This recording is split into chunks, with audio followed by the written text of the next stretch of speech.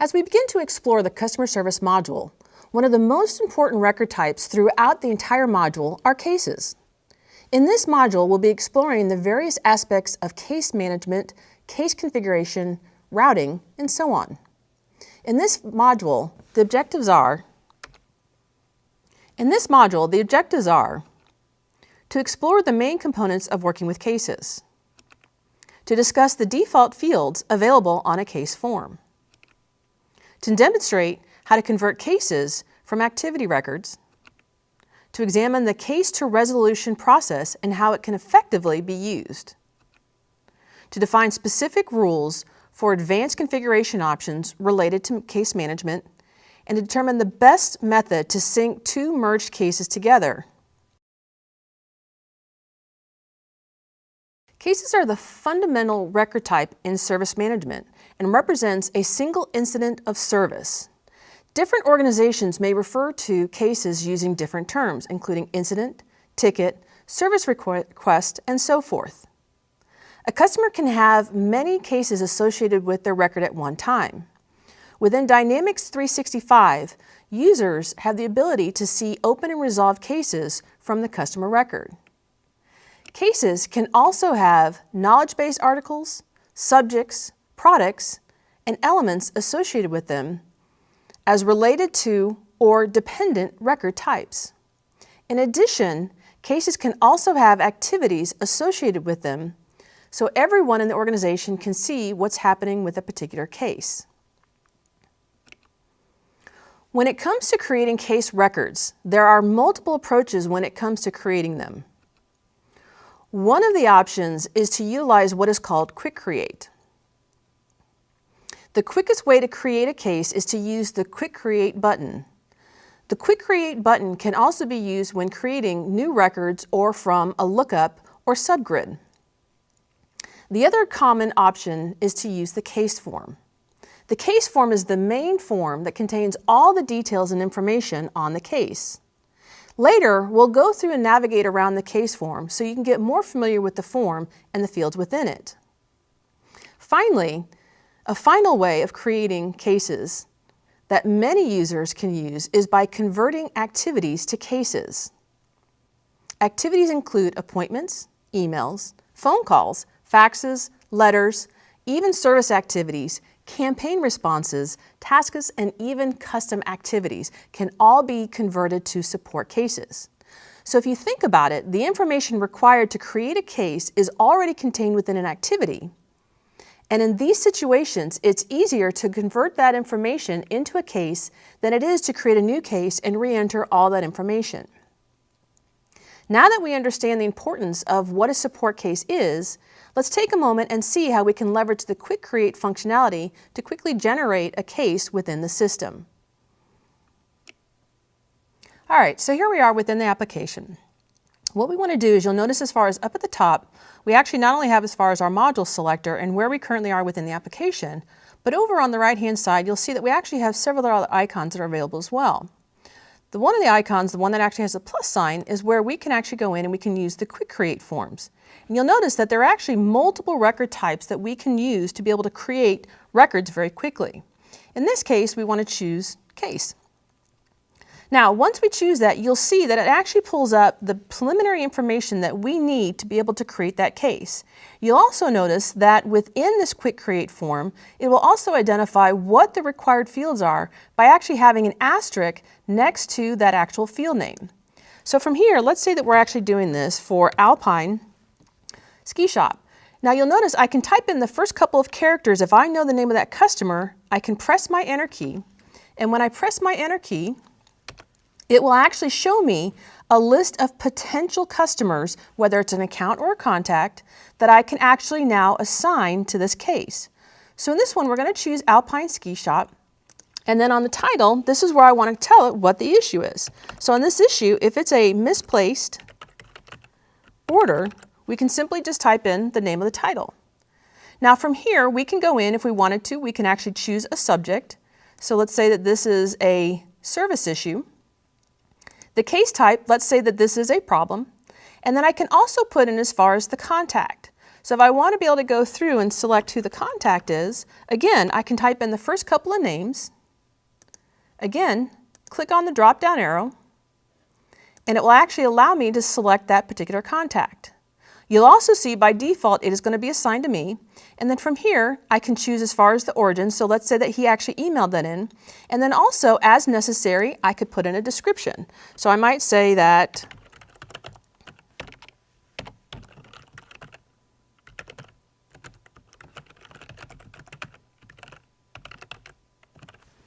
put that description in. So once I have the key information that I need to be able to create this case, I can simply click on the Save button. As soon as I click on the Save button, you'll see that what it will do, it will actually save that record for me.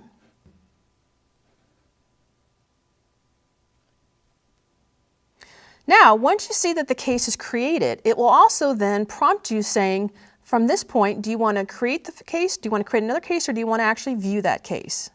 Now, we'll go further into the actual case form when we talk about the cases itself, but from here you'll see how quick and easy it is to be able to actually enter a case into the system and allow us to then start working on that case as necessary. The case form is designed to allow users to quickly find and act upon data relative to customer support issues with reduced clicks and navigation. It also unifies customer interactions and pulls together all related information, enabling agents to be productive and view what's most relevant at all times. Cases, by default, also utilize business process flows to display process stage information and steps within each stage as a convenient chevron bar. The timeline or interaction wall shows time and record-based filtering capabilities along with all the notes, posts, and activities tied to the specific case. The reference panel allows you to always show relevant related data to help resolve the case quicker. Users have full access to the customer record and can see recent cases, eligible entitlements, and any other related information. When working with cases, there are a number of typical case actions that many users take. They have the ability to create a brand new case, resolve cases, create child cases, cancel cases, and so on. But what other actions can you take on a case? Users have the ability to follow and unfollow cases, to copy and email links, to perform bulk delete options, and then also to run reports and export to Excel. Users also have the ability to import case information to either mass load or update existing cases. We also have the ability, like they see in other parts of the application, to utilize the chart pane and create and analyze data based on pre-configured or personalized visualization of data. Because all case data is simply data and tables, users also have the ability to leverage the advanced find functionality to query cases in multiple ways. It is also possible to utilize email templates, as well as the ability to send direct emails to customers directly from within the cases. They also have the ability to automate particular processes using workflows or even start a dialogue.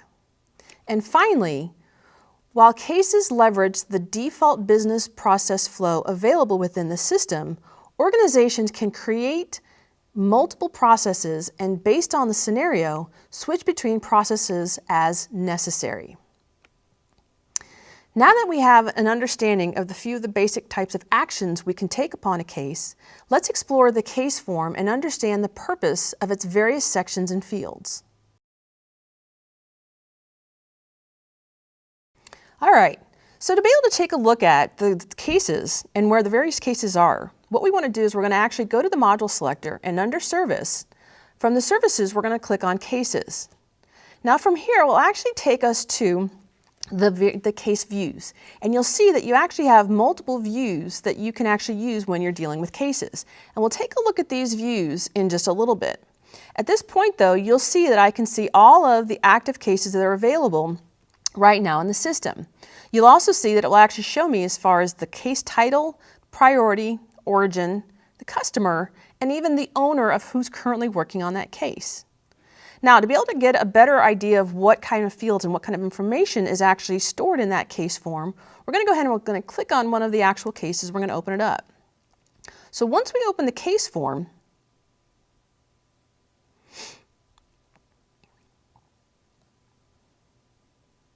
once we open the case form, you'll see at the top we actually have as far as the case name.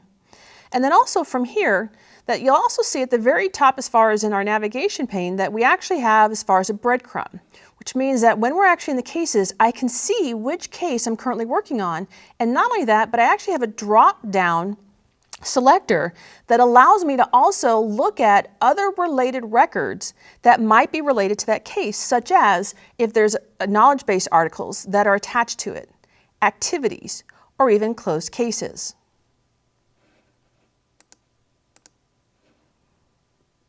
Not only do we actually have as far as the breadcrumbs that we can actually go through and we can look at other records that are attached to it, but from the command bar, you'll see that we actually have different types of actions that we can take against this case. We'll go through and we're going to talk a lot about these different actions in more detail, but you'll notice that we actually have some such as save and route, new, resolve case, cancel case, add it to the queue. We can even assign it to another user at this point. And then you'll also see where we have the ellipse, we also have more commands where I can go through, I can share it, I can email a link, I can follow it or unfollow it. I can even go in and print out Word templates from this or run reports from this. Also at the very top, right where we actually have our actual title bar or the title of the case itself, you'll notice we have what they call a form or tab selector. So what this means is that there's actually multiple sections of information that's going to store information about this case. We'll go through and we'll take a look at these, each one of them individually in just a moment. But you'll also see, and one of the things I want to notice is that also at the very top of this case form, we actually have the priority level. So this can be really important as far as when we're dealing with cases is what's the priority of that case? Is it a low priority where it's just a question, or is it a high priority because their system is currently down? It also has a timestamp on here to let you know when that case was created as well as the status of it. Now, below that, you'll notice that this is where we have our chevron bar. This is where we actually have our business process to be able to help us go through and actually close this case that much faster. So that as we work and we make sure that we have the completed fields on this particular stage of closing the case, we can move it to the next stage as necessary by clicking on the next stage task, and it will actually then take us to the research stage. Now, some of the other things that we can also go through and we can look at is, again, we can take a look at the each sections. So within this section, you'll notice that we actually have the general section. Again, a lot of this information on the general section covers some of the information we're already familiar with, such as the case title. You'll see it also automatically assigns a case ID for this. It does have a subject assigned to it, obviously as far as we have the customer, and then we can even see as far as the origin. Now, if we wanted to, again, it might even have as far as the contact as to who submitted that actual case. Then we also have what they call this interactive wall. Within this interactive wall, this is where we can see if there are any posts that are related to this particular case. And I can see the details as far as regarding those posts. We can see any activities, and not only can we see existing activities, but you'll also see that we have the ability to create new activities for this case, again, directly from this interactive wall. From there, we can also, if we want to, attach KB articles that might be related to this particular case that can help us actually solve the case.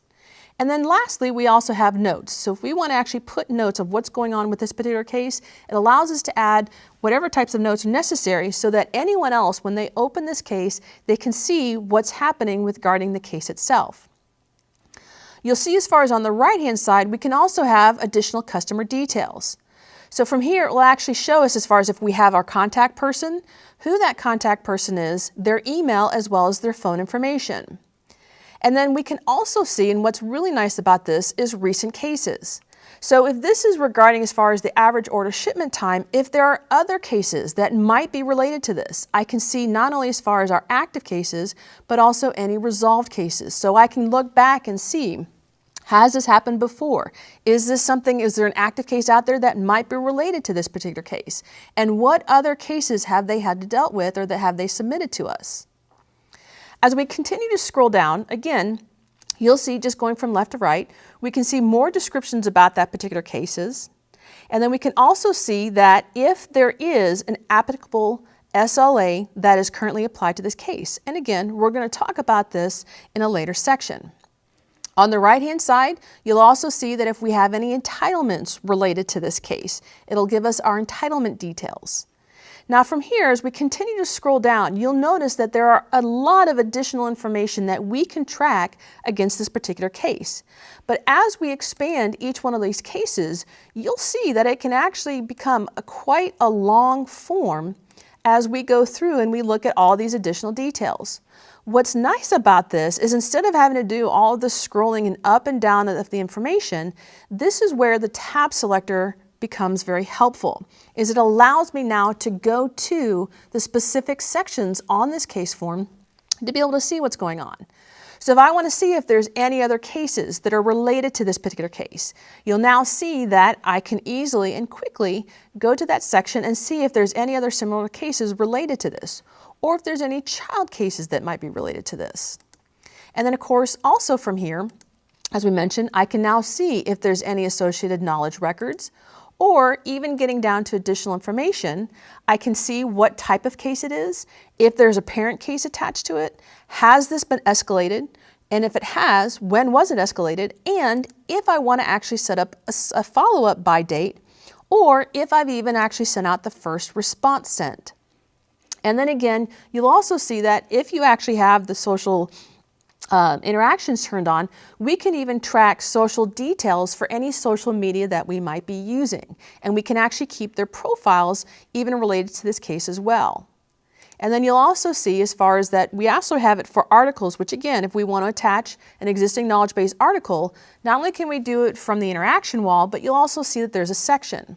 And then you'll also see that there's a section out here for contracts. Now, service contracts, it is one of those that basically, that is what entitlements has replaced. But we still have this information on the form for backwards compatibility and making sure as far as anyone who was using contracts still can have that information in the system. So as we go through, we'll continue to talk about as far as the case information and creating new cases momentarily. But this just gives you a good general idea about the case form itself and some of the actions and information that you can store against the case. A key aspect of working and managing cases is to interact with cases via case lists and views. As you may already know, views are simply lists of information that are filtered in some way. Some key points about case lists and views are: views are a list of information. As you may have already seen, there could be a list of accounts, contacts, cases, activities, etc. In addition, views and lists are often filtered in some way to help you narrow your search results. Some examples might include, if all I wanted to see was a list of active cases, I could select the view named Active Cases. If I wanted to narrow the results down even further to see the cases I own, I could select the My Active Cases view, and then from there are also resolved cases, all cases, and so on. Now in addition, there are different types of views that users have the ability to create and interact with that are system and personal views. Dynamics 365 comes with a number of out-of-the-box views that are referred to as system views. Now system views can also be views that are created by system administrators and customizers and make those views available to anyone in the system. In addition, users can also have the ability to create their own personal views through the Advanced Find tool. Additionally, personal views could also be shared with other users throughout the system. Now, there are some things to note about lists and views. One of the things to be aware of is that you can deactivate a view.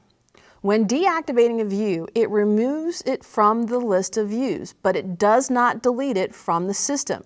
It simply just hides it essentially, which means they can be reactivated for use later as necessary. Now, deleting a view removes it completely and cannot be undone.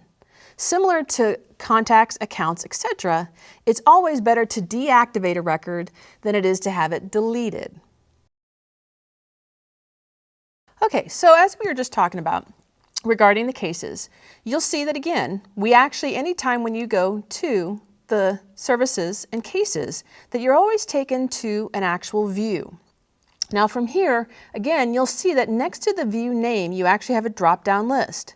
When you click on that drop-down list, this is where you can see not only all of the system views that we currently have available, but if we actually had any personal views that we may have created as well. So you'll see that some of the ones that we might want to look at, or the ones that we're going to probably use quite often, might be My Active Cases, which now from here, it'll actually take and filter out from the current active cases to only the cases I am working on. So it went from 24 cases now just down to the 16 cases I am currently working. Some of the other views that again can be used quite often is My Resolved Cases. So if I've gone through and I want to look at an existing case that I know that I just resolved and it might be related to another case that I'm currently working on, I can change that view and choose My Resolved Cases.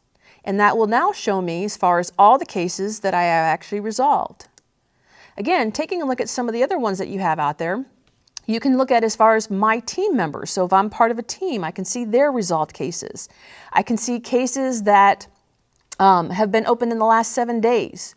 Or if I want to see all cases, regardless of the status, whether it's open, it's canceled, it's closed, I can even go in and choose all cases. So again, we actually had it where my active cases were a total of 24 active cases, but now going through and looking at it, I can now see my resolved cases. And as you go through and you look at the actual different views that are available, you'll also notice that the fields will change. So in this particular situation, not only do I have some of the other fields that we saw on my active view, but I now also can even see as far as the status. So I can see which ones are canceled, which ones are resolved, which ones are active, etc., etc. Now, one of the other things that you'll also notice is that next to the active cases, I actually have a push pin. What that push pin means is that whenever I go into my cases list, that is going to be the default view that I'm going to see. So again, every time I go under services, I go to cases, the default view that's going to show up is the one that actually has that push pin next to it, which right now, in my case, it is active cases. But if I wanted to, and I wanted my active cases, because of course those are the ones that I'm going to be working on with the most and I want to be able to focus on, I can click on that push pin. And when I click on that push pin, that now will become the actual default view. So again, if I go back, I go to service, I go to cases,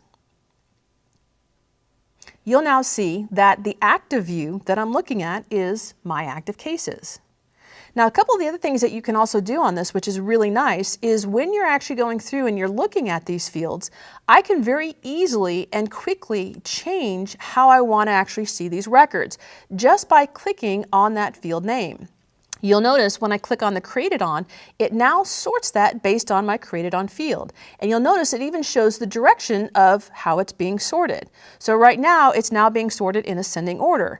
I click on it a second time, and you'll now see that it changes it and now does it in descending order. So I can see the most recent case is going to be the first one on my list. If I want to do it by customer to see how many actual cases Alpine Ski House has versus Fourth Copy, versus some of the actual individual contacts in here, such as Suzanne Burke or even Co-Home Pharmaceuticals, I can again click on any one of these fields to be able to go through and resort them. What's also nice is I can go through and actually sort by multiple fields. So if I wanted to be able to sort by origin and then by customer and then by created on date, I can actually select the first field I want sorted, hold down my shift key, select the second one, and now you'll see that it sorts it based on origin and then based on customer. And then from here, if I then click on my created on date, it'll also then do it by the priority that I selected, which is origin, customer, and created on. If I want to change that, anytime I click on another field, it will actually resort it by that information. So again, you can very quickly and easily be able to review the cases that you're working on by simply looking at not only as far as the views that we have, but also by going through and actually just utilizing the columns within that view to be able to look at that information. Okay, so not only can you go through and can you be able to look at the different views and be able to sort the information as necessary, but also you'll notice that when I'm in this view, again, I also have several functionalities that are available within my command bar. So you'll see by default, again, I can create a new case, I can delete cases, run reports, export to Excel, import cases, or even view different charts. But notice, as far as when I come in here and I actually select one of the cases, when I go through and I select one of the cases, you'll now see that what you have available in the command bar will change. So in this situation, when I have a case selected, I can either choose to resolve the case or I can cancel the case. Again, I can apply a routing rule, I can assign it, I can do various things for that one single case. But notice what happens when I now have multiple cases that are selected within that view.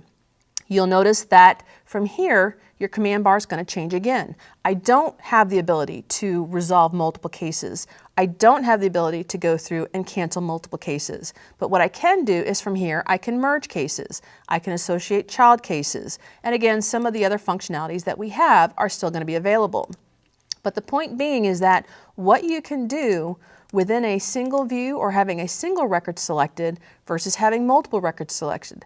Now it is nice in the sense that if I do want to go through and I want to be able to resolve a case, I don't have to go to the case form itself. I can simply select that particular case, click on the Resolve Case button, and then go through the process of resolving that case as necessary.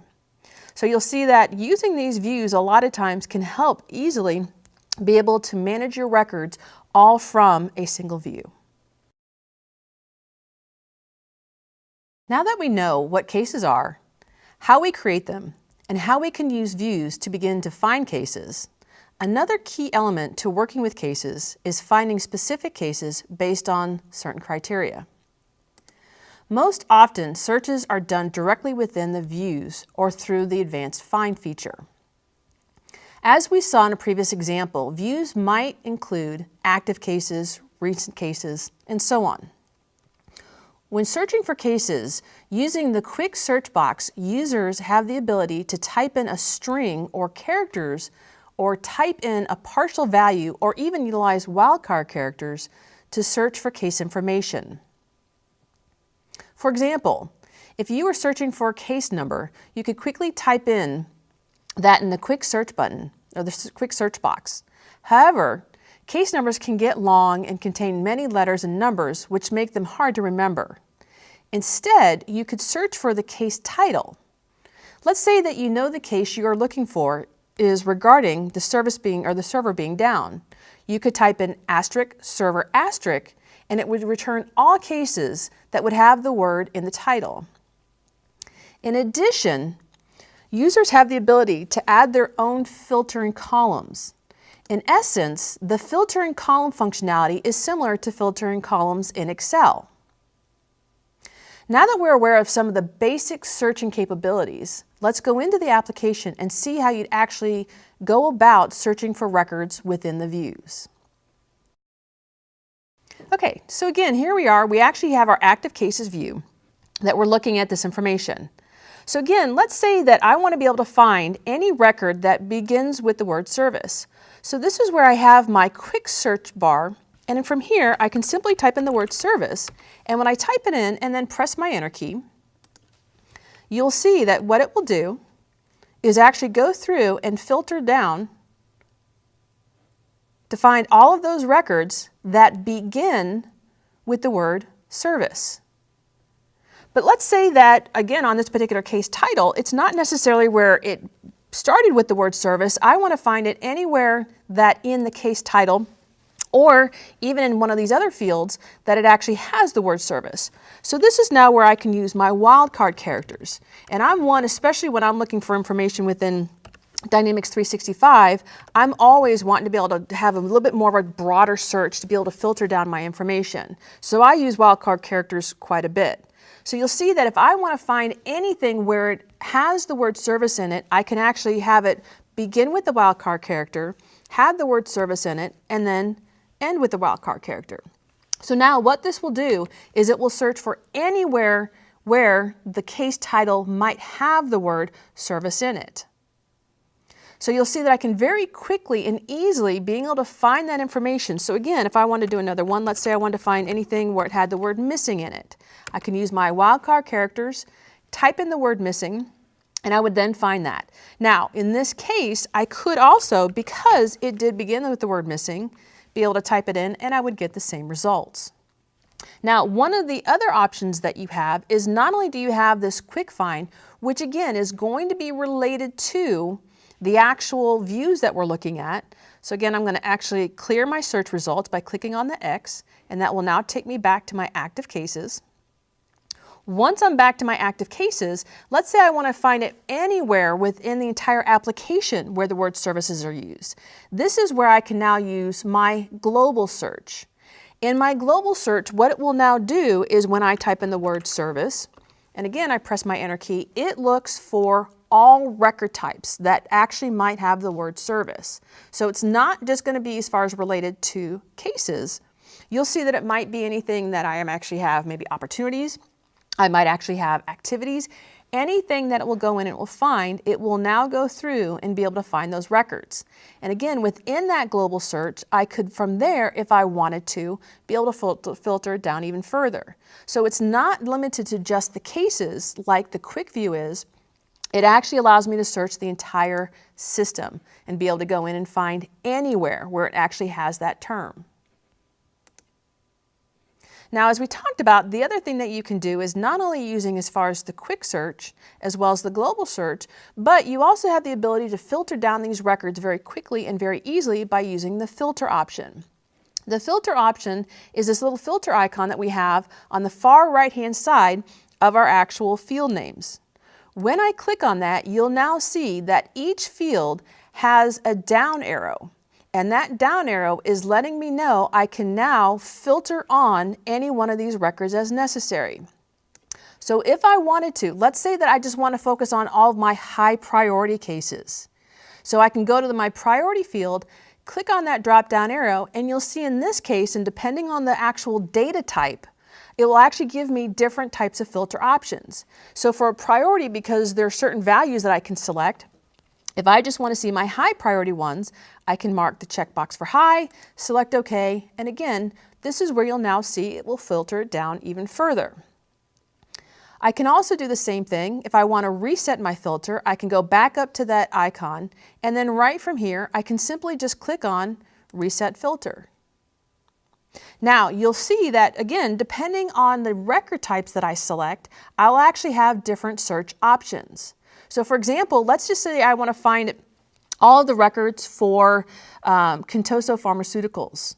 When I go to my customer field, you'll now see that it doesn't have the same option where I can just check the box, but it does allow me to now filter by specific customer. So when I select that, you'll now see that I actually get a lookup dialog box, very similar that we worked on before. I can type in the first couple of names or first couple of characters that I know for my account or contact. Once I find it, I can then select it, click on the Add button, and now from here, again, you'll see it will now filter down the records just for that specific customer. Now, the other thing you can do is, again, let's say that I want to find all of the high priority records where they're just for email and then they're for a specific customer. So from here, I actually have the ability to use and filter down on multiple. So again, if I just now want to see those high priority ones that are origin with the email, you'll now see on this particular one, I don't have any that are in there. So let's say we do it by phone. So from here, I now have just those records that are high priority cases that have an origin of phone. And then again, from here I can see my customers, I can see my status reasons, and I can then, from here, be able to see more details.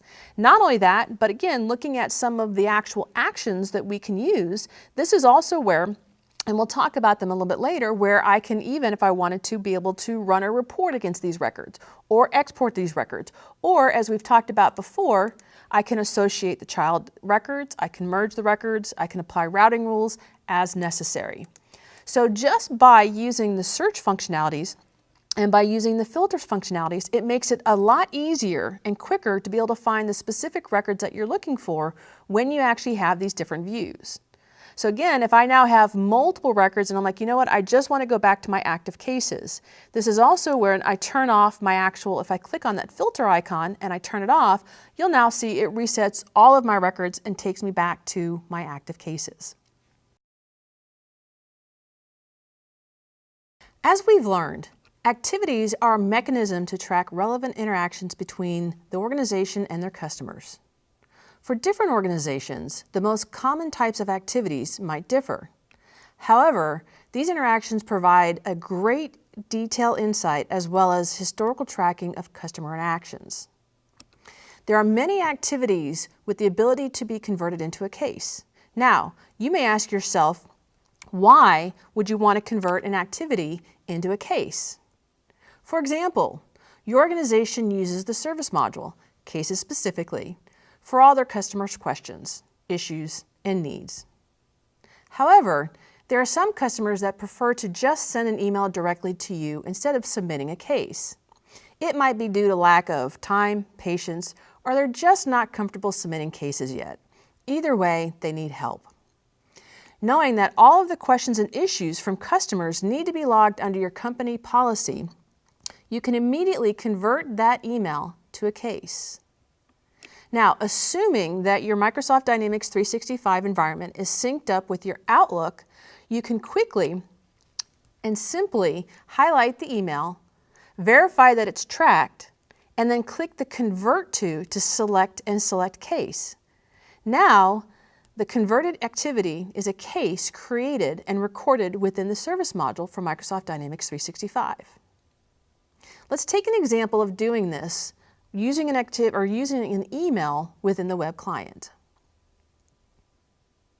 Okay, so to be able to show how to convert an activity to a case, what we're going to go ahead and do is we're going to just stay within the web application and we're going to go to our activities.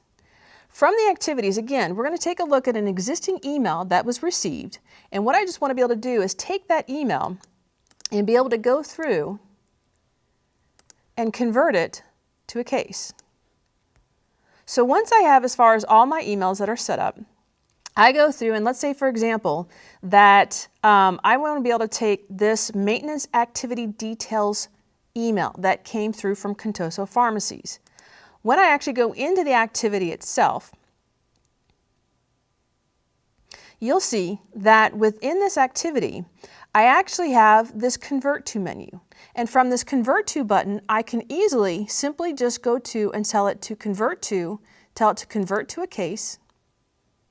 Okay, so once the actual Convert to Case dialog box pulls up, you'll notice the customer is automatically populated.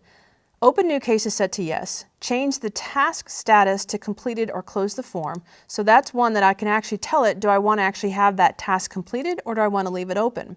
And then the only other thing that you'll see that I can choose is what type of subject do I want to be able to include on this. So once I'm done and I click on the Convert button, you'll now see that what that will do is actually take that email and it will turn it into a new case.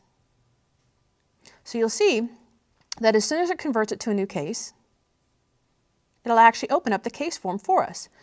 So the email subject becomes the actual title, and then you'll see we have all the details, and not only do we actually have as far as the details, again, for the customer, the origin is automatically sent to or set as being email, but you'll also see that any of those activities is also automatically tracked against that particular case. So if anyone wants to see the details as to what's going on with this case, they can simply come in here and they can drill down on that actual email to be able to see the details of it. So you'll see as far as the simplicity of being able to take any type of activity that we need to, whether it's a task, whether it's a phone call, we actually have the ability to be able to take those types of activities and right from there be able to convert them into a case. Now, the steps are going to be very, very similar as far as whether you're doing it within the web client or whether you're doing it within the Outlook client. That by default, as long as within the Outlook client that we have it as already being tracked within the Dynamics 365 environment, the steps are going to be the same, where you can simply just choose Convert to, Convert Case, and it will then show up as being an active case that you can work on.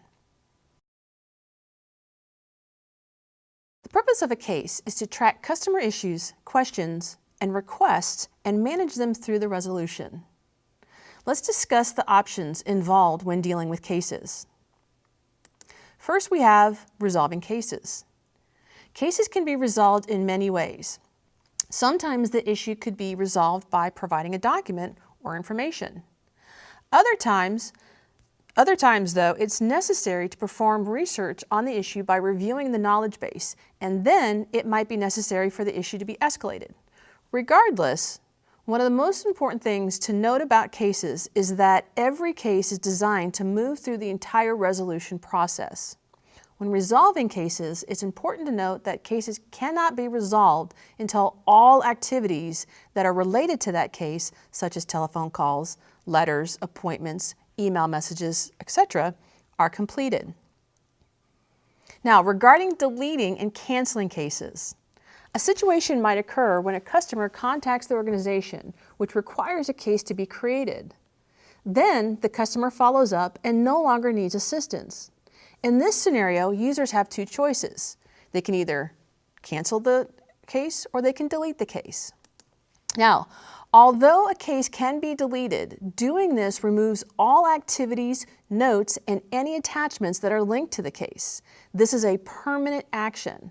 Therefore, the record of the customer's issue is lost. So unless you're sure that the record will not be needed in the future, a better choice is to cancel the case. Canceling the case keeps the record in the system for reactivation later. But like resolving cases, it cannot be canceled if there are open activities. In addition, many organizations will configure the security roles within the Microsoft Dynamics 365 environment so that users cannot delete cases to avoid incorrect deletions. Also, in some situations, you might be required to reactivate cases, either in situations where a case has been resolved or has either been canceled. Again, for example, a customer follows up after an issue is resolved and that the issue is still occurring. So instead of opening a new case, the user can reactivate the original case. It is also possible to assign case records to users as a key part of case resolution process, ensuring that the right people are working on the right problems. Within the system, users have the ability to reassign cases to users or route them to specific users or even teams. Additionally, in some scenarios and in some customer environments, case records can be routed to queues. Microsoft Dynamics 365 queues can be used to help in service management scenarios, such as managing incoming email support requests. Again, for example, I might have some cases that might need to go into a certain category of cases, such as high priority customer or an escalation queue. In other words, if you think about it as far as a queue as a bucket, you're essentially saying that these cases all go into that bucket and these high priority cases go into another bucket. Or maybe this case is on a certain product, so it will go into a specific bucket of cases based on that product. That is essentially how queues work. Now that we know a little bit more about case resolution process, there are the case resolution processes that are involved with resolving a case, let's go into the system and see how we can resolve and reactivate cases within Dynamics 365. Okay, so we're going to go through and let's say that we actually have one of these cases out here, and let's say it's the maintenance required case for Signy Hyga. So what we're going to do is when we go into the actual case itself and we open the case form, again, one of the actual options that we have up in our command bar is the ability to resolve the case. So let's say that we've done the maintenance, everything is necessary, the maintenance bin's taken care of, we now want to resolve this case. So when we click on the Resolve Case button in the command bar, you'll see that you'll actually now have a prompt saying, are you sure you want to be able to resolve this case? Now you'll also notice in this dialog box that it will remind you that if there are any open activities, they will be canceled if you resolve this case. In other words, make sure that you close any open activities before we go through and resolve the case itself. Let's say that we have, so we're going to go ahead and we're going to confirm this. And now you'll see that the next thing that's going to show up is the resolution activity form. In this resolution activity form, this is where, again, I can now provide some information as to how we resolve this case. Was information provided or was the problem solved? In addition, I can now tell it what the resolution was. So again, I can be as specific or as general as I want to.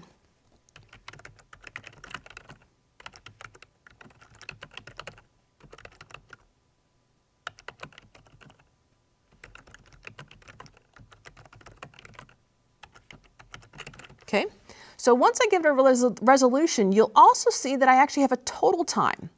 And then I also have a billable time. Now, the billable time, you'll notice it is a required field. But the question is, as far as what is that used for? When we actually put that billable time in there, is the customer going to get an invoice for this information? And the answer is no. This is basically just tracked to be able to go through from an analysis perspective of how much time did we really spend to resolve that issue. Now, the other thing that you'll also notice is the question is like, well, where did this 6 minutes come from? Well, where that actually came from is, I'm going to go ahead and I'm going to cancel out of here, is it came from the actual total of activities that we have related to that case. So it takes a look at the amount of time that we actually have on here between our phone call and the task related to that particular activity, and it totals that up to saying, here's how much time that we think has been spent on this case. So again, I'm going to go back. I'm going to actually resolve this case. Again, we'll say that it's problem solved. We'll put in our details.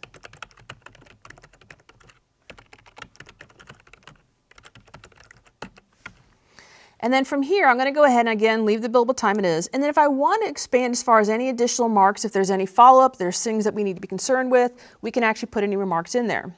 So once I go through and I click on resolve, you'll see that what that will also do is for this case is it creates a new activity. And this activity is actually the resolution activity.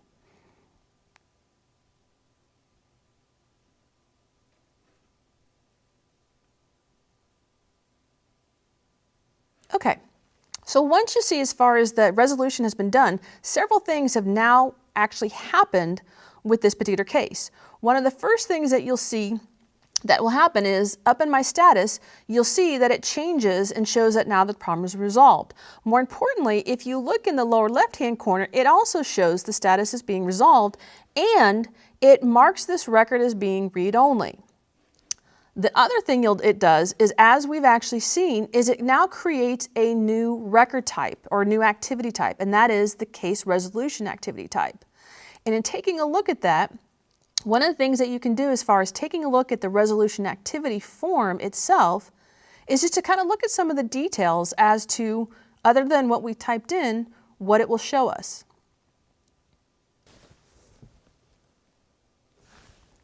Okay, so you'll see again within this actual activity itself shows the resolution, shows the billing time. If we have any additional descriptions in there, it will actually have that information in there. So let's say I'm going to go ahead and close this. Now, let's say that I actually went through, I performed the maintenance, but now I actually had Cindy call back saying there's still some things that are having some issues and she'd like to reopen the case. So one of the things that we can actually do is, while I'm in this case, even though it is a resolved case, I can actually go through and right from here, I can reactivate the case. Now the question is, when I reactivate the case, what's going to happen with this resolution activity? So let's see what happens. So if I go through and I tell it, yes, I want to reactivate the case. Again, you'll see that a couple of things are going to happen. One of the first things that's going to happen as far as once this case has become reactivated is it's just like any other active case, in that I have the ability to go through and actually make modifications as I need to. So I can go through, I could change the priority, I can change the origin, I can actually add more notes to this, I can add additional tasks to this as necessary. But you'll also see that it creates, or that resolution activity that I had out there is now being shown as canceled. So it actually will cancel the original resolution activity, showing that it was resolved, but it's no longer resolved. We've reactivated it. And then again, once I've gone through, just like before, I can resolve the case, and it will then go in and it will create a new one.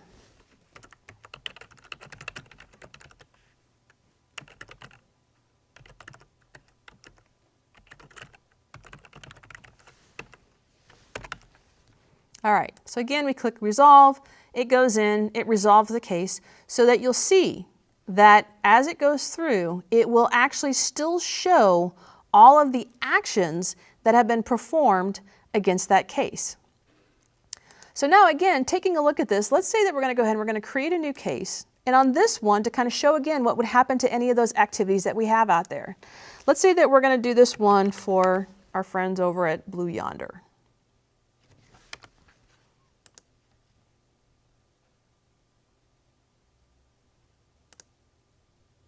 Okay.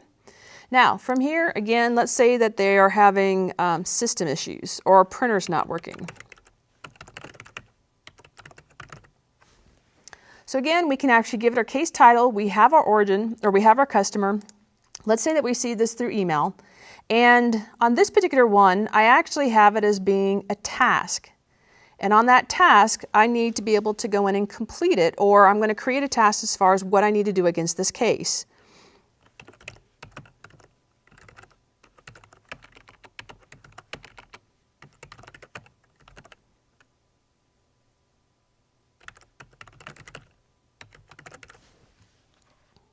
Okay. Now, once I complete that task, I now have that task sitting out there as an open task. So I'm going to go ahead, I'm going to save the record.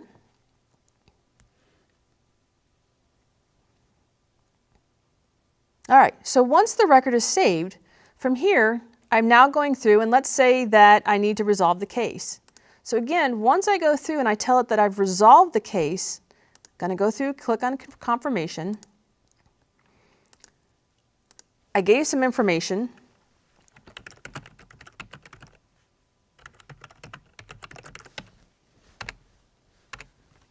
And then you'll see as far as, again, let's say it took me 15 minutes to be able to complete that. As soon as I go through and I click on resolve, that a couple things have happened. You'll see that, again, as we talked about before, it's marked as resolved, it's marked as read-only, but now that task that I had completed, that open task that I had not marked as being completed yet, got canceled. So it goes back to the importance of making sure that before you go through and you actually resolve the case, that we go through and actually close those open tasks. Now, the other thing, again, is, as we talked about a little bit earlier, is that when we're in these views, we do actually have the ability to be able to resolve the cases directly within our view itself. So let's say that we actually have this, again, this case, noise from product. I can actually mark that record directly within my view, and then from here, just like we had before, I have the option of either canceling this case or I have the option of resolving this case. Well, let's say that on this particular one, Susan, when she called, the noise is no longer there. She's like, you know what? The noise is gone. Don't worry about this. So from here, I can actually tell it to cancel the case. And just like resolving the case, if there's any open activities, they will be canceled.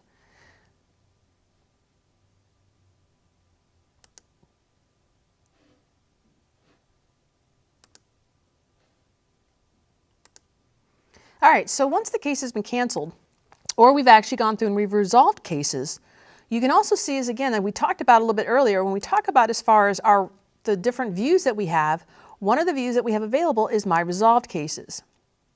So within the My Resolved Cases, you'll see that this is where it will show all of the cases that you actually have gone through and resolved. And from here, as far as once you go through and you actually have it set up, again, you'll see that when you actually mark the checkboxes for the different ones, you'll see that the command bar will change. But essentially, as far as it makes it a lot easier, is to be able to go through and be able to resolve the cases, reactivate the cases, or even cancel the cases, again, directly within your view. Another key aspect of working with cases is ensuring that the right people or right teams are working on the issue for your customer. Case routing rules assure that cases are routed to the correct people or groups in a quick and efficient time frame without any manual intervention. You can also use routing rules to route cases that are escalated to specific queues. For example, cases regarding billing issues might be routed to the accounting team. Routing records from one queue to another queue lets organizations manage their business operations as it relates to their customer relationship management strategy.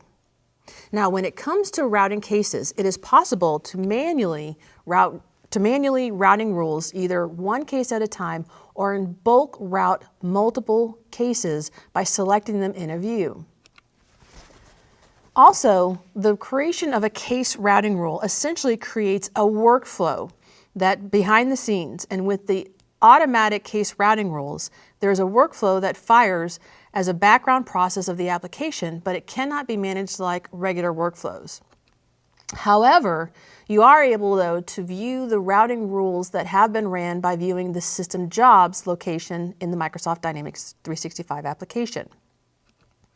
Now, with case routing rules, keep in mind you only have one active routing rule going at a time. In fact, if you create and activate a second case routing rule, the first one will be automatically deactivated.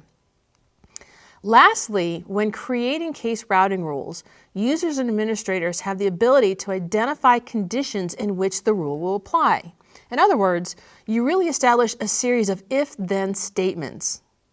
An example might be if the priority field is set to high, then the case will be routed to the high priority queue. Now, a key part of the if-then statements found in the conditions are once you've evaluated one of the conditions as being true, then what do you do about it? What if it is true? What if it's not true? Then what? This is where actions come in. Within the system, the two different actions that can take place are a case can be routed to a queue, or a case can essentially be routed to be assigned to a user or a team. This is where actions come in. Within the case, the two different actions that can take place are a case can be routed to a queue, or a case can essentially be assigned to a user or a team. All right, so let's take a look at how we can actually go in and create a case routing rule to be able to route these cases automatically to either a user or, in our case, to queues. So in going through, and again, before we actually even create the case routing rule, we want to determine what information do we want to look at to make that decision of how we're going to route those cases. So in our situation, we're going to keep it a little bit simple. And let's say that we want to do it based on our origin.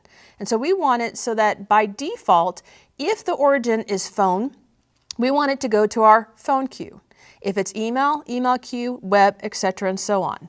So as far as going through and just taking a look at this, just to kind of get an idea about what we currently have out there, we're going to navigate to our queues. And in our queues, you'll see that we actually already have a couple of queues set up. So we have one for our web support, we have one for our phone support, and of course we have one for our email support. And you'll see that nothing is currently in those queues. But what we do want it to do is so that when a new case is created and the origin is set to phone or the origin is set to email, we want it to automatically be routed to one of these queues so that our customer support teams can be able to go through and pick them up and address them. So how we're going to do this is this time instead of going through and staying on our service module, we're actually going to go to settings. And from settings, we're going to focus on our service management settings. Now, within our service management settings, you'll notice that there's quite a few different configurations that we can go in and we can set up in here. But what we want to do is we want to focus on our routing rule sets. So we're going to go ahead and we're going to click on that, and that's going to actually take us to our case routing rules. Again, from here, you'll notice that we do have several different configurations that we have available in our command bar, but we don't have any existing routing rules. So what we do want to do is we want to create a new one. So I'm going to click on New. When I click on New, I'm going to give it a name. Now, if you'll remember, as far as giving it a name, if we have one case routing rule that's currently activated, as soon as we create a second one, that second one is going to be active and the first one's going to be deactivated. So we want to make sure as far as the naming convention that we want to be consistent because it is going to be managing all of the logic for all of the case routes or the logic that we have behind the case routing rules. So we'll give it a name. And then once we give it a name, from here, and you'll see that this is going to be somewhat consistent across the entire application, that a lot of times to be able to add additional information, we cannot do that until we save that record. So once I give it a name, I'm going to click the save icon. Now, once I click the save icon, then what you'll see is down in the rule items, this is where we're going to build our logic. This is where we can then go in and determine. And so once I click that save icon, you'll now see that I have a plus sign next to my rule items. So this is where I want to go in. I now want to set up my logic. So when I click on that plus sign, my routing item dialog box is going to pull up.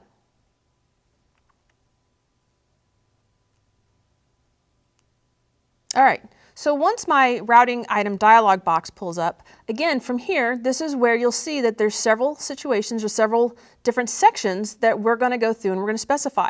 The first thing we want to do is we want to give it a name. So again, this is going to be, okay, what logic are we evaluating for this item when we actually want to apply it when routing the case? So in this situation, this might be for our phone support cases. Now, once we give it a name, then we now want to set up, okay, what conditions do we want to evaluate? So from here, this is where you'll see, and again, we're not just limited to our actual case entities, but you'll see that you can actually be able to develop the logic off of any of the related entities as well. In our situation, we do want to do it based on case. And then from here, once we actually tell it the entity we want to evaluate, now we want to tell it what fields do we want to evaluate. So again, we're going to keep this one pretty simple, and we just want to be able to do it off of the origin field. But again, you can look at some of the other ones like based on priority. We could even do it as far as based on is escalated. You could do it off of influence score, entitlements, or case titles, or even case types if you wanted to. But again, we're going to keep ours simple and we're going to do ours off of origin. So what we want to be able to do is we want to do it where origin is equal to, and in our situation, we want to do it where it's equal to our phone. Now, you can go in and you can again have multiple different conditions that you want to be able to evaluate. You're not limited to just one. And it's very, very much like anyone who's worked with the advanced view, it's very much like building up the conditions that you have as far as within the advanced find window, where you can actually set up multiple conditions. You can group the ands, you can group ors, and be able to go in and set up those different conditions that you want to evaluate. Again, we're going to keep ours pretty simple, and we just want to do it off the phone.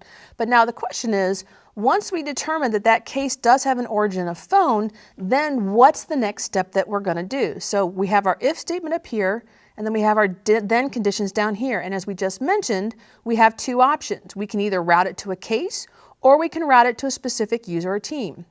Again, in our scenario, we're going to route it to our queue, and the queue that we're going to route it to is going to be our phone support queue.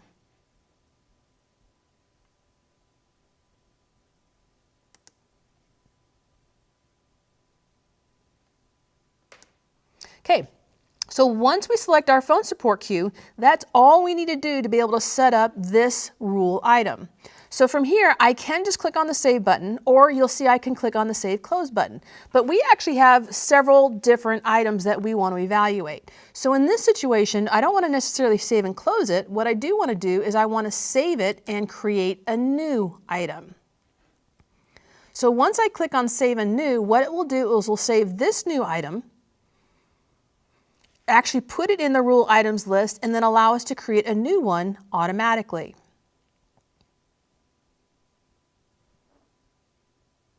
So as I mentioned, again, the second one that we're going to do is this one is going to be for email support cases. So our if conditions are going to be very similar to what we had before. We're still going to be looking at the case form itself.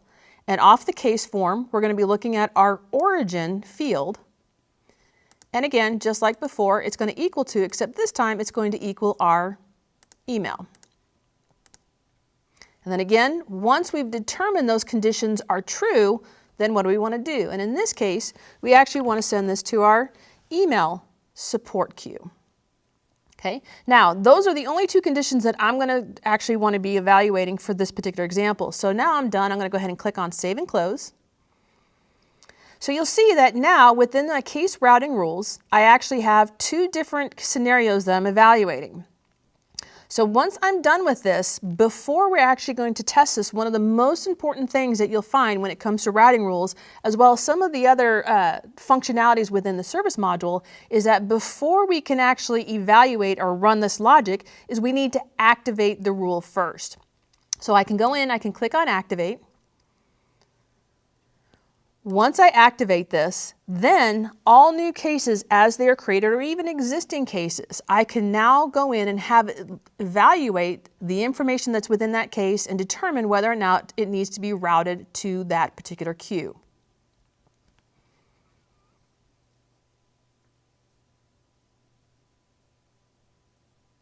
All right. So once it's activated, again, you'll see very much like other records, down in the status bar it's showing as active, and now it's set to read only. So now to show you how this works, what we're going to do is we're going to navigate back down to our service, to cases.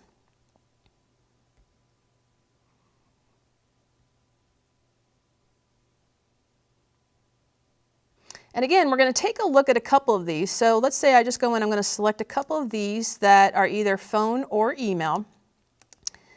And to show you how we can now evaluate that logic, this is where within my command bar, you'll see I have this option to be able to go through and apply the routing rule. So when I click on that, it's now going to look at all of the fields that are within those 7 particular cases and determine whether or not they need to be routed to the specific queues that we have identified. So now, once I go through and I route them, you'll notice that the cases are still here. But now, if I navigate to my queues, you'll now see under phone support, I have those 3 cases, and then under my email support, I also have that additional case. And we'll talk a little bit more in detail as far as in another section about queues and understanding queue management and understanding the relationship between when we actually route cases to a queue versus what we're seeing with the actual cases. So when we route cases to queues, they will not necessarily leave my active case list, or again in this situation where we have my active cases, it's not going to actually remove them from my active cases. It's simply putting them in a place to where if other users need to be able to work on them, they have that ability. So you'll see as far as with case routing rules, it can actually simplify the process of managing those cases and be able to automate them to make sure that they can get worked on and get closed in a timely manner. Many, if not all organizations, use various applications to capture customer interactions. With the service module for Dynamics 365, the ability to direct data, whether internal or external, into service type of records can significantly improve the efficiency of your service team and increase the quality of your data. With the help of record creation and update rules, you can now direct this data from various sources into the service module. When using case creation and update rules, you can automatically create or update any record types from incoming activities such as emails, social activities, or custom activities without writing any code. For example, there have been several emails received regarding system issues, and you want to automatically create a case for those incoming emails. Or maybe someone posts an issue on your Facebook page and you want to be able to create a case for it automatically. Not only that, but you can set up the rule to convert the incoming activity into multiple records. For example, you can create a case and a lead from a single social activity. Automatic record creation and update rules can be used to automatically create records based upon certain criteria. They are triggered from a type of activity such as a task, phone call, email, appointment, social activities, or even custom activities. Once activated, a workflow is created and automatically evaluated the conditions specified in the logic to create new records as necessary. Additionally, routing the new records to queues is optional when using the automatic record creation rule. But if used, the rule will create the new record and send it to the queue specifically. Now, keep in mind, you can only associate one rule per source type, meaning email, phone call, social activity, to a specific queue. Like case routing rules, if you activate a second rule with the same source type tied to the same queue, the first rule will be deactivated. In other words, if I have a rule for emails to create a case in the email support queue, and I create a second rule for emails to go to the email support queue, the original one is deactivated. Now, as part of setting up the record creation or update rule, there are some default conditions to choose from for automatic record creation that are already listed in the case creation form and are just a click away. A few of these conditions include create cases for emails from unknown senders. Now, marking this checkbox is helpful when maybe a large amount of emails from people are received and do not currently reside within your Microsoft Dynamics 365 environment, such as a contact, account, or lead. This is very useful to help prevent spam from flooding your system. The other option is to create a case if a valid entitlement exists for a customer. With this rule checked, the system can verify that the customer has remaining entitlements left before actually allowing the case to be created in the first place. And then the other option is to create cases for activities associated with resolved case. What this option will do is it automatically will create a new case based on activities from an existing resolved case. Upon marking that checkbox, a new field will appear below asking if there's a certain amount of time after the case is resolved to start creating the new case. For example, if you'd enter 24 hours into the field, any new activities applied to the case that has been resolved for 24 hours or more would automatically create a new case. And then you also have send automatic email responses to customers on case creation. Just as this condition states, upon checking this box, an email would automatically be sent to the customer telling them a case has been created. This rule can help an organization personalize their communications with customers. So now that we understand the basics of how to automatically create records, let's see how it works in the system. Okay, so let's say we have a scenario where we're receiving a lot of phone calls regarding their system issues from multiple customers. So we want to be able to automatically create cases for any phone calls where the subject might contain system issues. So to be able to do this, again, what we want to do is we want to navigate back to settings, and then from settings, we're going to go to service management. So very similar to where we have our routing rule set, right across from that, so this is where we have our automatic record creation and update rules.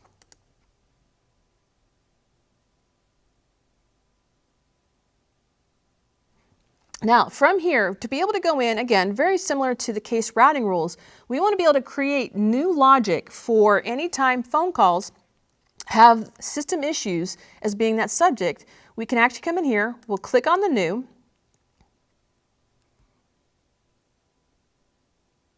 Now, once we click on the new button, you'll see that it's actually going to open up our new record creation form.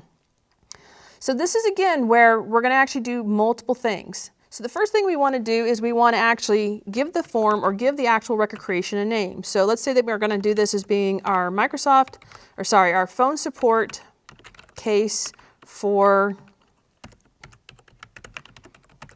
urgent issues.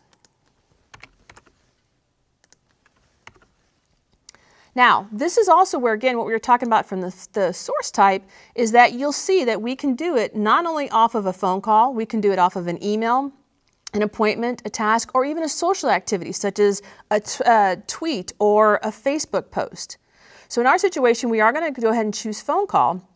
And you'll see as far as once we do the phone call, we can also now, as part of this, saying that once we direct this, if we want to be able to go through and we want to send it to a queue. Now you'll see a couple of things that if I choose these different source types, this is where when I choose different source types is when I'll have these different record creations. So for example, if I actually have email selected, you'll notice that I actually have several different conditions that I can select, and this is what we were just talking about. That this is where, if I tell it I want to create records from emails from unknown senders. So again, if it might be something that an email comes in, I can mark the box regardless if they are already an existing account or contact within the system. Now, if I don't want that, because of course we want to be able to filter out spam, I can leave that unmarked. I can also tell it that, again, we can create whether or not, or we can determine whether or not an entitlement or service contract might exist for the customer. Again, in this situation, I'm actually going to leave that unchecked. And then again, what we can also do is I tell it that I want to create cases for activities that's associated to a resolved case. I can then specify the time saying how long do I want to wait before it automatically, based on that resolved case, how long do I want to wait before it automatically creates that new case. So again, you'll see that those options are only available based on the source type that you select. So if I go through and I select phone call, you'll notice that I don't have to worry about those types of conditions. Now you'll also see that again from here, I actually have the creation update details, but I don't have the ability to add any yet. Very much like the case routing rules, I have to click on the save icon first. Once I save it, you'll notice that again from here you'll see that it lets you know that it's inactive and rules will not be created for activities until we activate it. And I'm going to actually put this in my phone support queue. Oops, let's try that again. Okay, now again, once I save that, this is now where I can create the logic that I want to use to be able to create the new case record. So from here, I'm going to click on the plus icon. This is now going to open up my details form to allow me to go in and set up the logic that I want to use to be able to go in and create the cases. Okay, so from here, again, I can actually go through and I can give it a name. So on this one, it would be, say, a phone support case. And then you'll see that automatically, before I can add conditions, I have to save the form. So from here, I'll go in, I'll click on Save Form.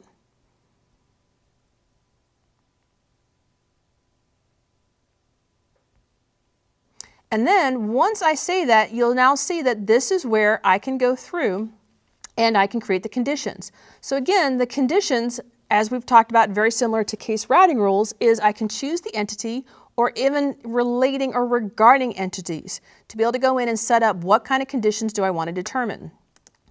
So in this particular one, what I want to do is I want to do it where from my phone call or from my actual phone call field, I want it to where if the subject field contains the words system or the words issues. So this is where I might say that sometimes I just might push issues, sometimes I might put systems, or we actually just might want to do it to where it just comes over as being system issues.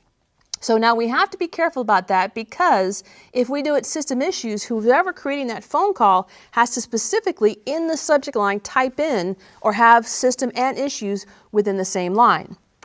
So I could go in if I wanted to and be able to have multiple scenarios. So this is where I might create a second line. Again, do it where my subject contains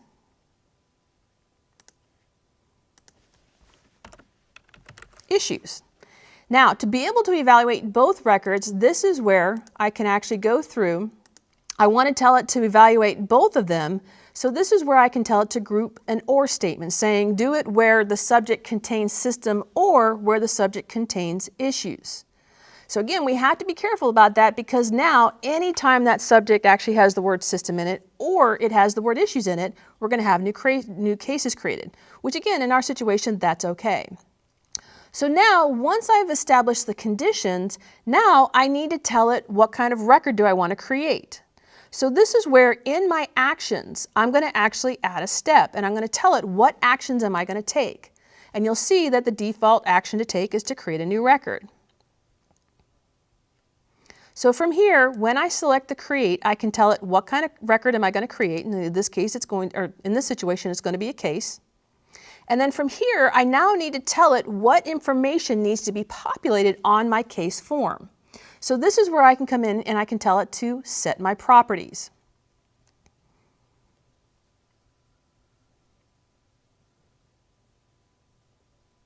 So when I tell it to set my properties, this is where I now actually have the Create Case Form dialog box.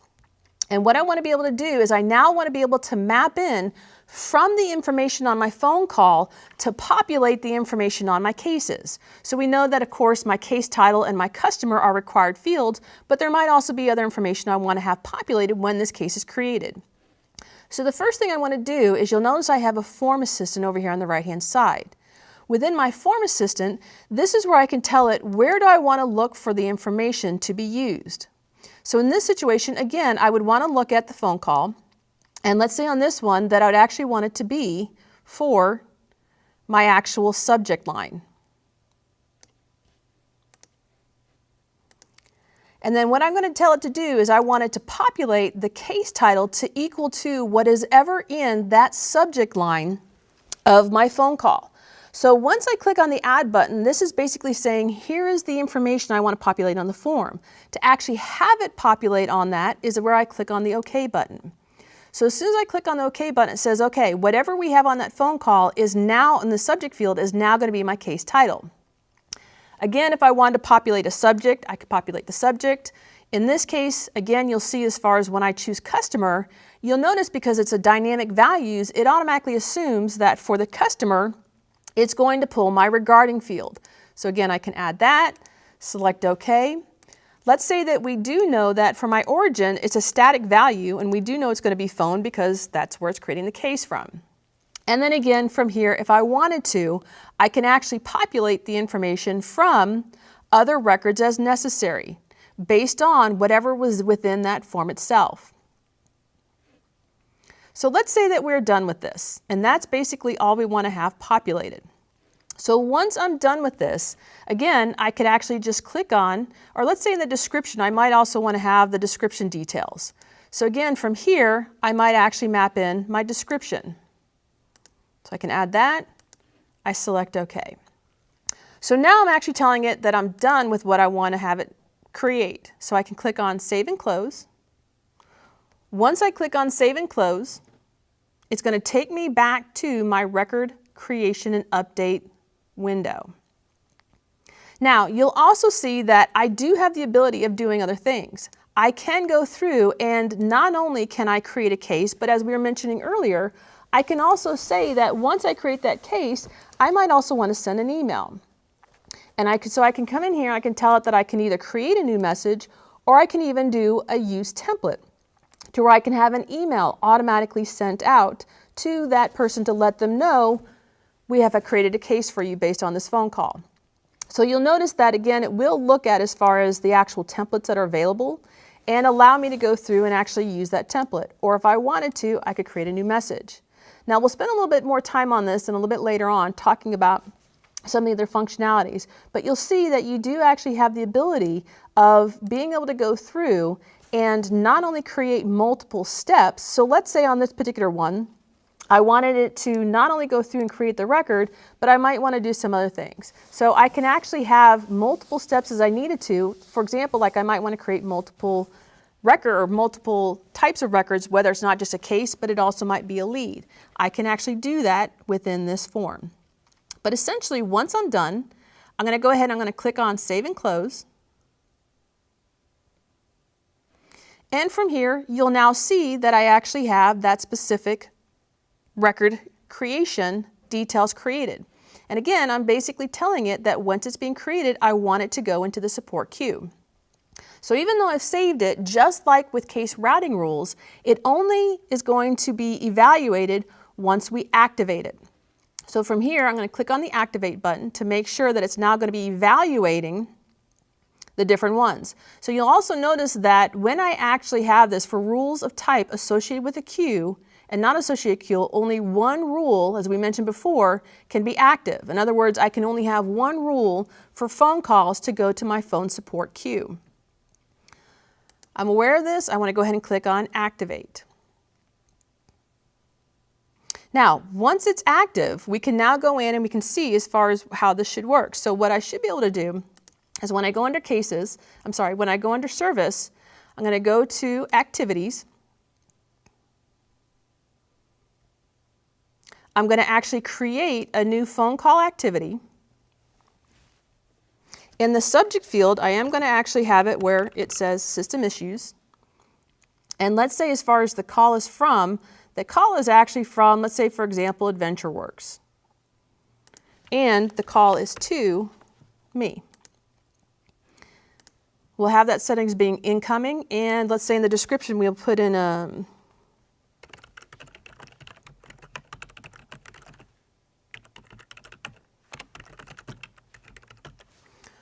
So now we go through, we actually have this set up. Now I can either click on Save and Close, or I can click on Mark Complete. Once I go through though, and this record is now established and created into the system, what that should now do is in the background, again, this is one of those asynchronous workflow processes that is running. So once I go through and I now actually add that phone call into my system, then what we should see is that if I go to my service and I go to my queues, and then from my queues I go to my support, my phone support, I should see that I actually have a new actual case that's going to be within that queue. Now again, in this scenario, it might be that the actual workflow has not run yet.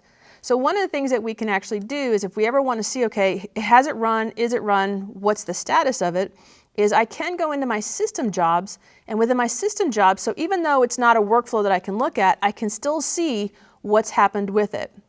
And you can now see that it will actually show you the steps of what has been completed on here. So again, we'll take a look at that as far as what's happening. But again, by default, what should happen is that in our phone support queue, we would have a new case called System Issues.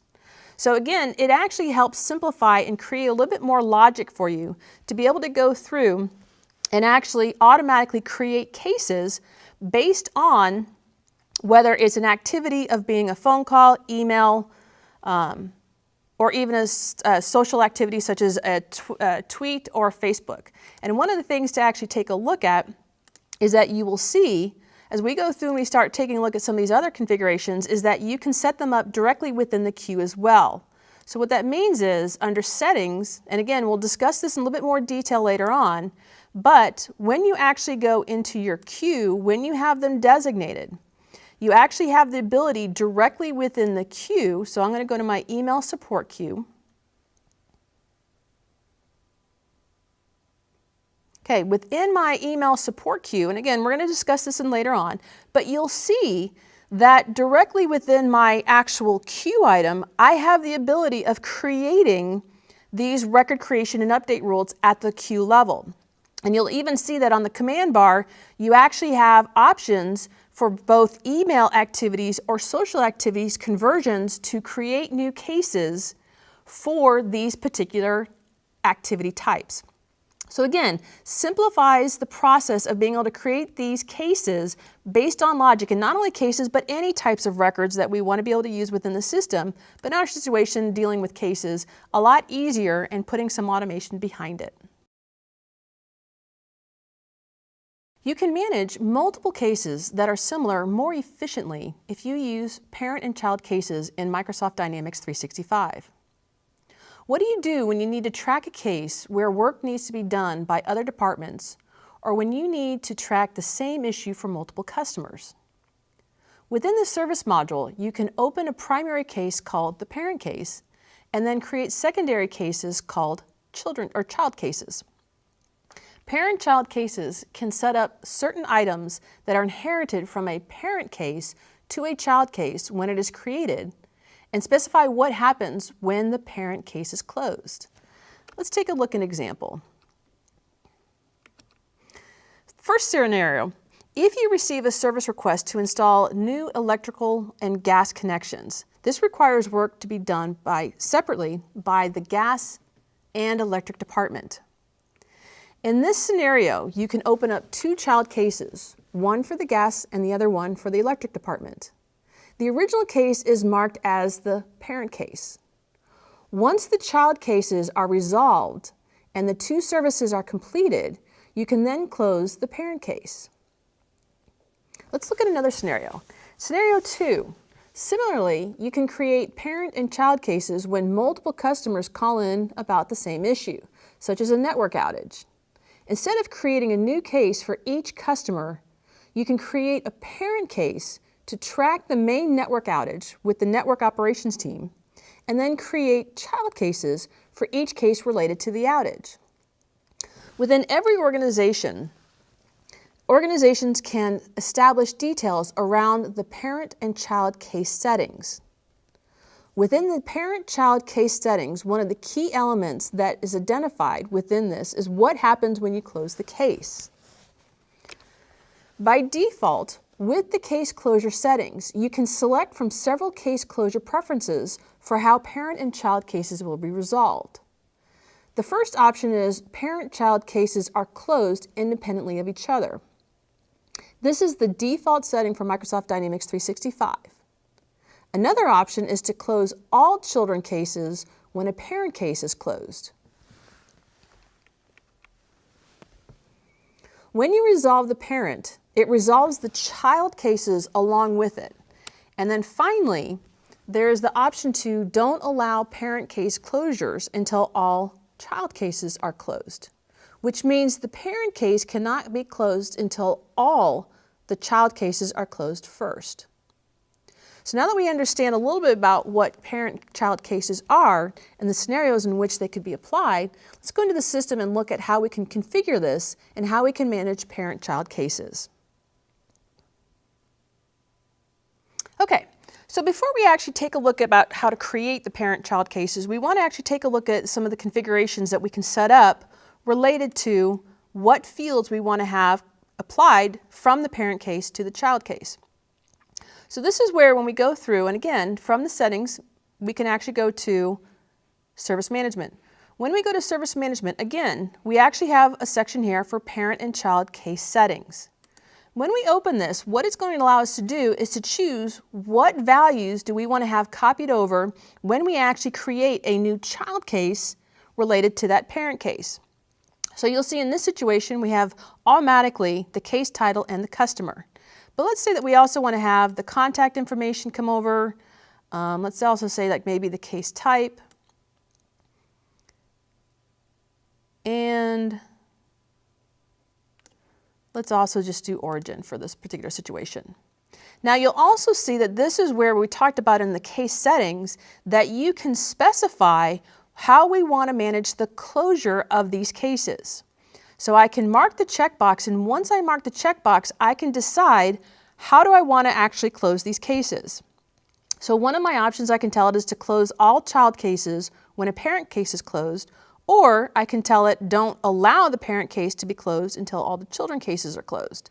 In our scenario, we're actually going to do it where I want it automatically when I resolve the main issue, all of the other child cases are going to be closed for me automatically. So now once I have these settings, we're going to go in and we're going to look at how to actually be able to create this type of relationship. So now what I'm going to do is I'm going to go back to my cases, and we're just going to take a look at an existing case. And let's say on this particular one, it's the defective item delivered.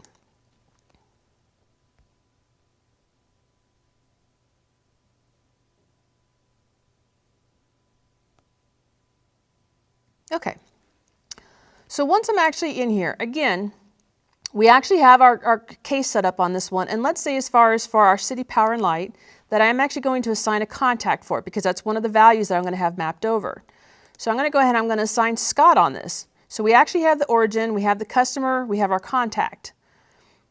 Now, in going through and doing this, I actually have the ability to create child cases one of several ways.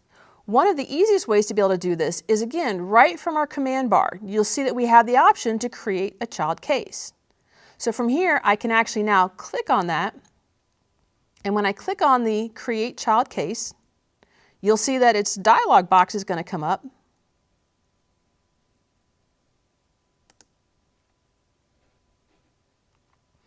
And from here, automatically, you'll see that the customer, the case title, the case problem, the contact are all automatically mapped over. So now, if I wanted to, I could actually then go in and be able to give it any kind of description that I want to. So once I actually have that, everything is mapped over as I need to, I could just now save the case. Now, as soon as I save the case, one of the things that you'll see is that it will actually now show and allow us to see when we actually have this parent-child relationship. So what we can do is we can use our actual tab selector and we can go down to our case relationships. And in our case relationships section, you'll see over on the right-hand side that it lets us know this is where we now have a child case that is related to this. So now the other thing, which again, using the actual command bar is probably the quickest, easiest way to be able to set up that child case. But we can also, as long as that case has been saved, right from the case relationships section, I can click on child cases. And then from here, if I wanted to, when I do a lookup, I can either associate an existing case saying this is also one of the child cases out there.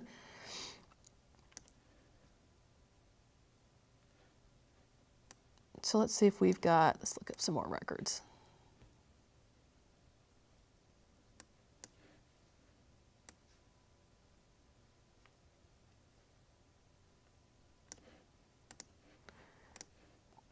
So from here, I can actually associate either an existing case or, again, when I click on that plus sign and I do that lookup, I also have the ability right from here to click on the new case icon, and as soon as I do that, just like what we saw before, it's going to go through and now create a new child case for us. So you'll see that you actually have the ability of being able to go through and not only track these parent-child relationships, but also, again, kind of going back and looking at our views, one of the things that you'll see within the view as well is you can also go in and look at active cases with parent-child statuses so that you can see exactly, here's my parent, and it lets me know how many child cases I have below it. So it's another easy way that you can associate multiple cases regarding the same issue and be able to manage them and close them at the same time. So now let's say that we've actually resolved the issue. So now when I go through and I have this issue resolved, I can go into the actual parent case. When I click on the resolve case icon, I can confirm it. We'll say the problem resolved.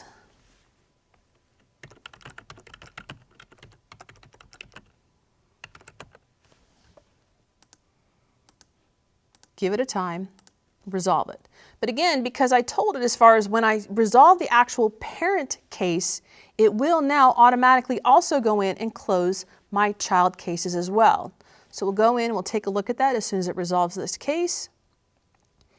Scroll down, again, I can go down to my case relationships. I'm just going to open up the other existing child case that we have out here. And you'll see that this case is also set to being resolved. So again, makes it a lot easier to be able to manage when you have multiple issues relating to whether it's one customer or many customers and be able to resolve those cases all at one time.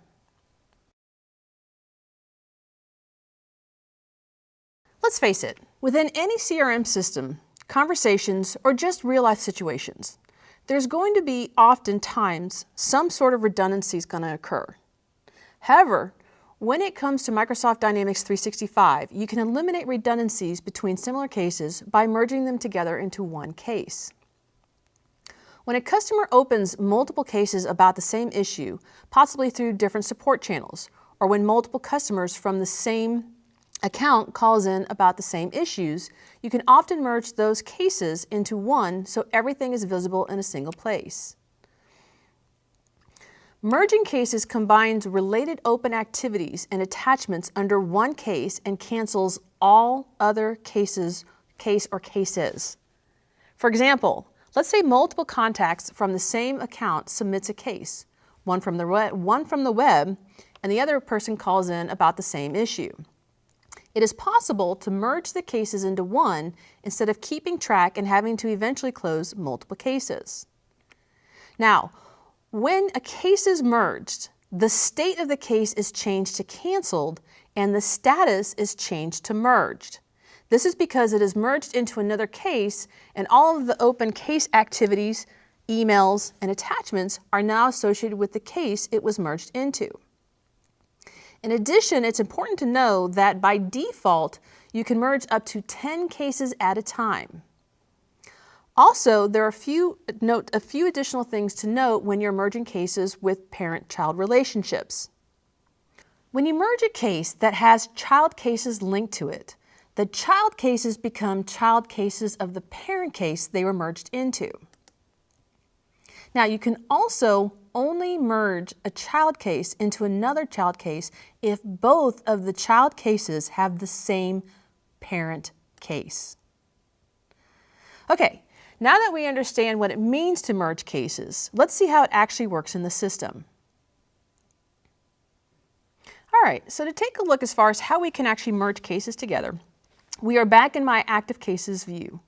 And what I'm going to go ahead and do is I'm going to sort this by customer to see if I've actually got any customers that might have multiple cases that are related to each other. Now, once I go through and I actually resort this,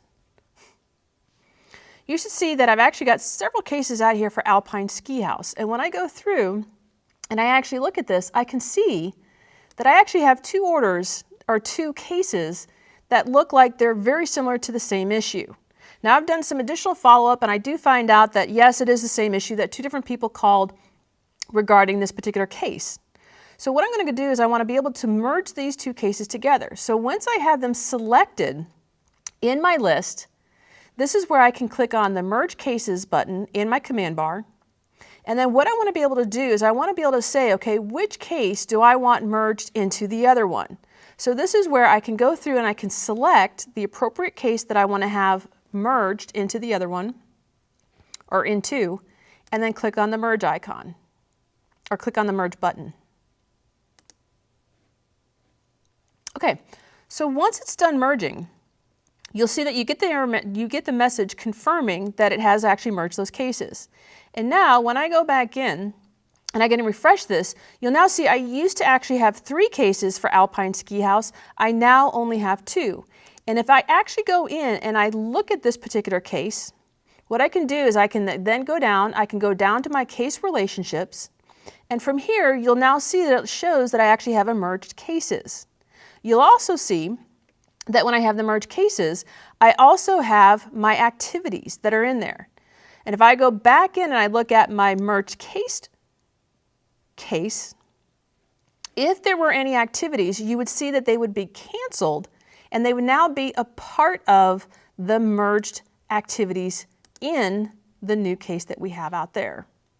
So now the other thing to take a look at, and one of the things that we talked about, so again, if I'm now in this one that has now been merged, and again, I can see my merged cases from my case relationships. And as we talked about, just kind of going back and looking at all my cases, let's just say, for example, that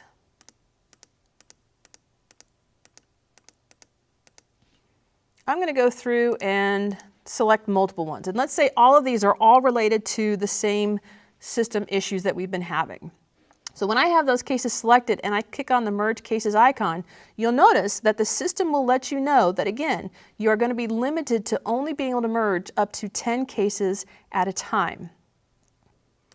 So again, we want to go through, and to be able to merge those cases, we can simply select the 2 cases that we want to have merged together and then click on the merge icon. And then again, any activities that we have out there from the original case will be canceled and merged into the new one, as well as any emails, attachments, or anything else.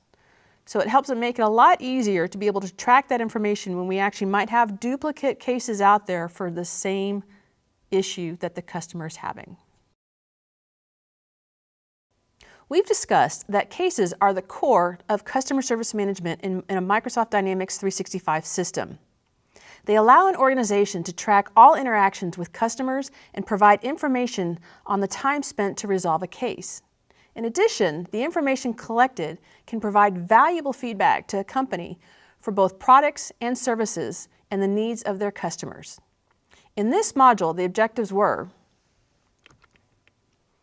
to explore the main components of working with cases, to discuss the default fields available on a case form, to demonstrate how to convert cases from activity records, to examine the case to resolution process, to define specific rules used for advanced configuration options related to case management, and determine the best methodology to sync two merged cases together.